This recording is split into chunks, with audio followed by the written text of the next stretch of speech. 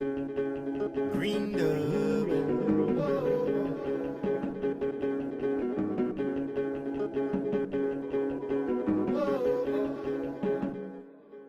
Every hood and corner, every son and daughter, yeah, we gonna reach number one and they can't stop us, none of them can't tame us, they can't change us. If they come in my lane, well then it's gonna get dangerous, cause us we rising, but it's not by might. In the darkest night, we shine the brightest light. We long range like rovers, but we're big like boulders, none of them can hold us now. Rise to the top, don't ever stop, don't let no one condemn you, no. Rise to the top, don't ever stop, don't let no one prevent you, no. Rise to the top, don't ever stop, don't let no one condemn you, no. Rise to the top, don't ever stop, don't let nobody prevent you, no. I want get higher and higher, and I don't mean the kind of high with smoke or lighters. I mean the kind of high that make you rise up, and don't you be surprised that I'm a fighter. No one can ever hold. Fresh from the set of the #1 rated cable television show, The Walking Dead on AMC, actor Vincent M Ward took time to give back to charity when he hosted a private meet and greet fundraiser with a combined federal campaign in Atlanta, Georgia. During his tour in the A, Vincent stopped by the Hudson Grill in Midtown to encourage youngsters and meet his fans as he talked about how he went from being an extra to being the next breakout star to watch on AMC.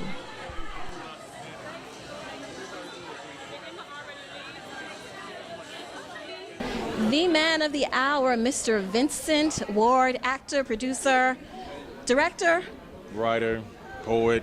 Orgasm. Don't talk. Okay. Just listen.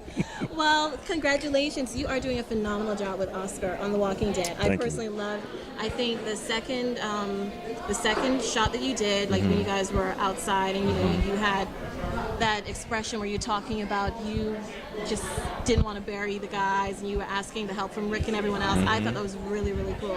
How is it becoming a cult phenomenon? You know what? I didn't realize the show was that popular. I had never seen the show. I had been working on the show maybe 3 or 4 episodes, and finally the marathon came on, and I decided to watch it. Right. But I got to like really get to know the real people, you know, which was a good thing for me. You know, season 1 and season 2 had nothing to do with me. So, right. But I ended up watching it anyways, and by watching it, the 3rd season blows it out the water. Okay, now something that I enjoyed that you did tonight, there were quite a few kids who came out and you motivated them, you know, into following their dreams and sticking with it.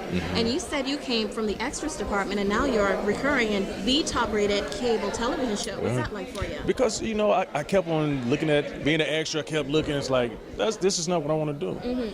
You know, I've always been a competitor and trying to be the best without stepping on anybody's toes or, you know, making a butt out of myself. Look at me. I've never been that type of guy, but I just was being patient, you know, working hard and waiting for my time. You know, we all have a season, and I feel like right now this is my season. And you're walking in it with the Walking Dead. And I'm walking with the dead. Absolutely. Now, can you tell me what is one of the things you enjoy about working with the cast? Because the cast does seem to be really close-knit when you look at the Talking Dead episodes after the Walking Dead show. The best thing about the cast is the cast. It makes you feel like you're part of the family. And I felt like that since day one, with not only the cast but the crew, the writers, the producers, the grips. Everybody was cool. You know, we had one guy, I think he was from Hawaii, and they had this thing that you do with the smoke, and it's just like covers everybody's body, you know, make you feel cleansed and make you feel good about stuff. I mean, I was cool with it, but I still said my prayers, but I was cool with that, so. Okay, now what's a typical day in the life of Vincent Ward right now? Right now, a typical day is I go on Facebook and I encourage people. I say rise and grind, regardless of what it is you're trying to do in your life. Rise and grind and do something positive. You know, it doesn't necessarily have to be for yourself. It could be for somebody else, just making somebody smile, making somebody's day. I never want to start my day off with any kind of drama. Right. I'd rather just, you know, even if I'm going through something, I'd rather make somebody else smile. Okay. Now, what is the one ray of hope? Because, I mean, you guys are in an apocalyptic state in The Walking Dead. What is the one ray of hope that you noticed, I guess, after watching the show that you think is a positive message that comes out of it? They're family. These people, they really didn't know each other. Right. But they feel right now that I need you, you need me to survive.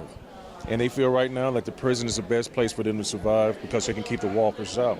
But sooner or later, things do run out and you have to go other places.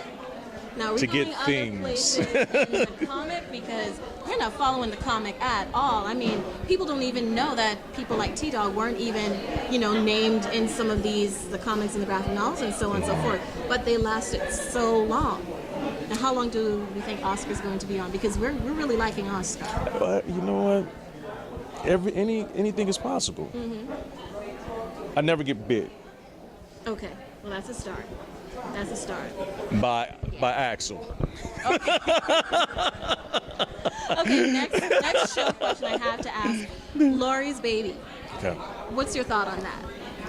Honestly, that last scene was basically our first scene ever seeing Lori. And and the boy. Wow. Me and Axel, we're sitting there and we see them coming off like, who are these people? We had never met them. So all that time on the set, you guys never seen them. Wow. Never seen them. So man, never seen them, and I don't know. I really don't know what to say about the baby because we didn't even know a baby or anybody was born or anybody was pregnant. You guys apart from the rest Right. of the crew. Right. Now, do you think post-Walker, Maury is going to come there with some DNA results for the baby, or you don't know about that one? I don't know. The big question is it Shane's baby or is it Rick's baby? It is. Okay, where do you think we're going to see, I guess, the fans go with this? Because some of us, I mean, like, for instance, I've been there since who knows when. And then all of a sudden the show came on and people who should have been dead are living, and then people who should have been living are, like, killed off. So where do you think the show is going to go with all of that? That's TV. That's TV. That's TV. That's why they created flashbacks and all that other stuff.